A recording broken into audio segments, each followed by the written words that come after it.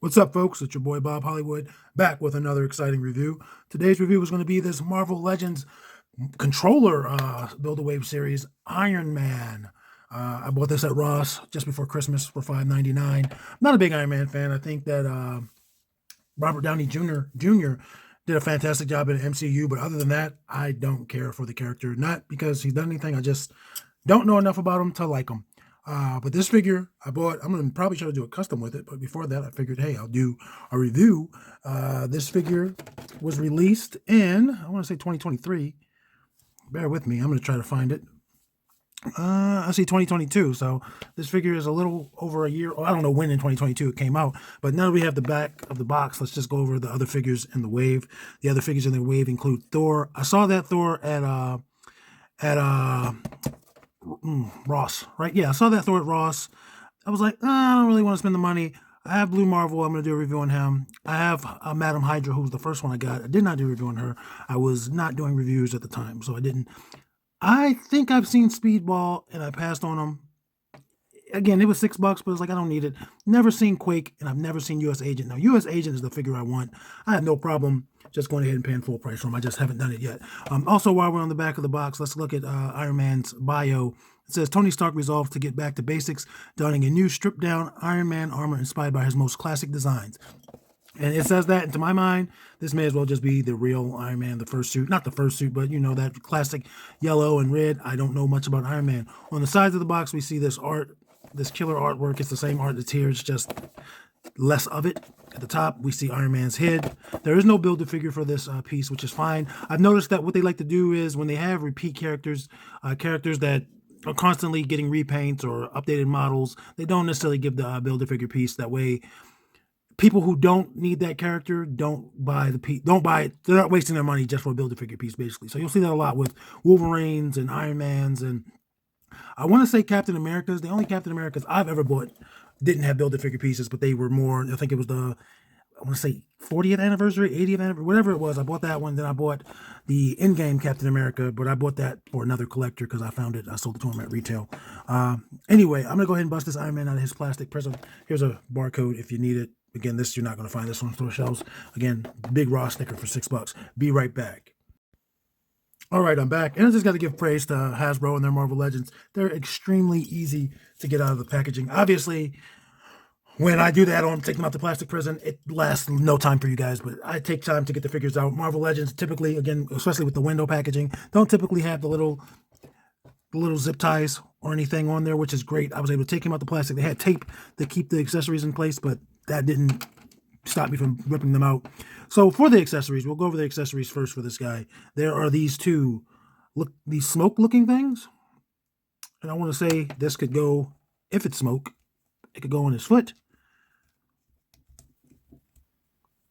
Or it could go maybe on his wrist. I mean, definitely I believe it's for his feet, but the next accessory I'm going to go over goes either in the foot or the thing. So it could be like, oh, he blasted you, and there's smoke coming from his hand, or, you know, he's flying and there's smoke coming from his boots. Whatever you want to use it for, it's yours. If you bought the figure, you can do what you want with the figure or the accessories, or you can do nothing with it. Some people are in-box collectors, and their Iron Man is just going to sit on their shelf or on a peg or however they choose to display it. That's their choice. The next accessories are going to be these blast effects. Again, there are two of them. They can go on either hand, or it could go under his boots.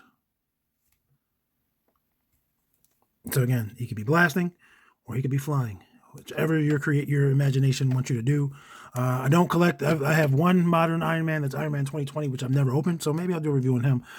So I can't compare these blast effects to that one because I don't have him right here in my face to be able to do that. And also the last two accessories he comes with are these two fisted hands. So as you see, he has open hands for blasting, or, you know, accepting gifts, but they just peg in. And the funny thing about Marvel Legends is if a figure has alternate hands or head, they make it so they can come off easily, obviously. But if they don't, it is very hard to swap out their hands and heads without heat. And I don't know why they don't just make it easier to do it in general. But anyway, since I'm holding this Iron Man, let's just go over him. Like, not his articulation, but his details. As you can see, there are four colors on your screen when it comes to this Iron Man. There is the black of his eyes in his mouth, in his cheekbones. So it looks like he has a mouth. It looks like he has a working jaw. There is the red throughout his body. Whoops. And then there's the yellow, which I don't know if it's meant to be yellow or gold. It's kind of goldish. This blast effect is yellow, even though it's clear, translucent. And then there's the white. It looks white. Maybe it's silver, but it looks white. And there's these circles throughout him. Small ones there, larger ones throughout his body. There's nothing on the back, paint-wise. It's just red. Again, I can't tell if this is accurate to anything. This looks like Iron Man to me. This looks like Tony Stark in a metal suit. There's details throughout the outfit. Look at his neck and on his head. There's lines there. Again, through his back, down his butt, his legs, the boots, his wrist, his fist, stomach, crotch. There's those lines. The gold is just more, it's less detailed. You can see those lines going up and down. There's some marbling here, but it's meant to be more solid on the gold. And there's some marbling on mine, at least at the top of the head. But again, not knowing much about the character, I can't say, oh, this is Iron Man Mark 52 or Iron Man Deep Blue Sea, or I don't know enough about the character to be able to give you that. I just see this is Iron Man. He looks good. I'm going to get you his height. Marvel Legends are obviously 6 foot or 6 inch scale figures, 1/12 scale figures. Iron Man is about 6.5 feet. And again, Marvel Legends also scales larger. We'll do some size comparisons eventually for Iron Man against Iron Man and some other lines, some of which are Hasbro, and you'll see how big their Marvel Legends are. And I think that's because they want superheroes to seem larger than life. But again, it's every figure in the line are pretty tall for 6 inch figures. A character like Pepper Potts isn't going to be the same height as this, but she'll scale to this guy. Let's go over his articulation. His head, you see, goes up that much, goes down that much, and that's without the assistance of the there's a ball joint in there, and at the base of the neck. His head's going to rotate 360, and it's going to give you some attitude, and it'll rotate again at the base. You see, I'm holding his head and twisting the neck. His arms, not going to give you much. It's not giving me anything in terms of lifting up, but it will rotate 360, and I'm just going to look to make sure. Yeah, there's the joint is there, but this armor doesn't allow for anything. This isn't flexible. It doesn't pop up when you try to lift it or anything. But he has his bicep swivel, and it'll rotate 360. But as you saw there, it kind of got stuck on his armor, so I had to give it a little force. He's got double jointed elbows, which don't give you anything greater than 90 with them both bent, and that's because of the size of the gauntlet. And of course, you can try to get more if you manipulate a certain joint over the other, but still not much. And he's got his wrist rotate, and both hands are going to be horizontal pegs, and that's with both hands. Either sets of hands are going to be horizontal wrists, and no verticals there. Let's move over to his torso. He's got rotation here at the top. Reminds me of the second Iron Man movie when they were testing the suit, and it rocks back and forth. Nothing at the bottom of the waist, so there's nothing there. Let's move on to his legs. Much better range of motion for his legs as opposed to his shoulders.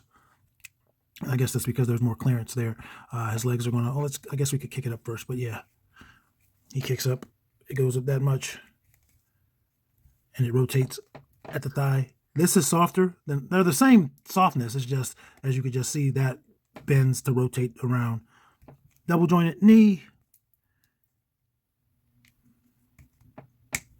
And they're stiff, they're strong. And he's got a boot cut.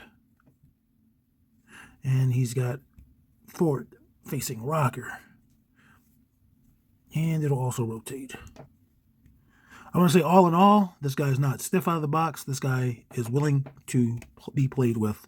Some figures are stiffer, both new and old, and some figures aren't. He didn't give me any issues standing up when I first took him out of the package. Let's see if it's still that same way. Yeah, and he is willing to stand straight, so that's a plus. Only thing left to do, guys, is some size comparisons. So let's bust that out. Here he is next to Hasbro's Overwatch line.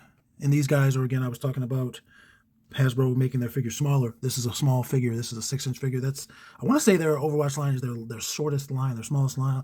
Maybe Ghostbusters is shorter, but I'm not sure. And then we have him, I'm not sure right now, I can find out obviously. Then we have Killmonger, who again is a Marvel Legends, but the thing is, he is based off of the MCU, he's based off a real person. So a Killmonger, which I don't believe he's called Killmonger in the comics, would maybe be bigger. I don't have a Black Panther Marvel Legend that's not from the MCU to be able to compare that, but I do think the non-MCU Black Panthers are larger, so they'd probably be about the same size as Iron Man. Have to get some more real people in there. We're going to put him next to Titus O'Neil, which is technically a 7-inch figure, and Titus is bigger. And then John Jones, who is again a real person, but in a 6-inch scale. So I don't remember which review it was, but I actually told you their heights. These two should be closer in height in real life. I believe it was the Molly Holly review. So as you can see, Iron Man's in the middle of both of them. Got some more Hasbro coming up, which is G.I. Joe and Ghostbusters. So you can see how small Ernie is, or Winston Zedmore, actor's name is Ernie Hudson, is compared to him. I don't know if it's just because they wanted their Ghostbusters to be like real people size or what. I don't know why their Ghostbusters are so small comparatively. And I'll even, while I'm thinking about it, I'm going to go ahead and say officially that the Ghostbusters are smaller because that guy isn't the largest or the smallest in his line. But as you can see, Roadblock G.I. Joe is taller. He's one of the taller ones. I don't know if he's the tallest, but he's taller than Iron Man right now. So this is a person who would get to look down on a superhero. Last Hasbro comparison is going to be Power Rangers Lightning Collection and Star Wars Black Series. And Small Wars. Star Wars is another one of their lines that scales smaller, but it might just be, I don't want to say it's just the people because they're based off real people, because even the ones that aren't real people are smaller figures. And I think Lightning Collection is just a decent size figure. Like, they're just decent 6-inch figures. Iron Man's taller than both of them.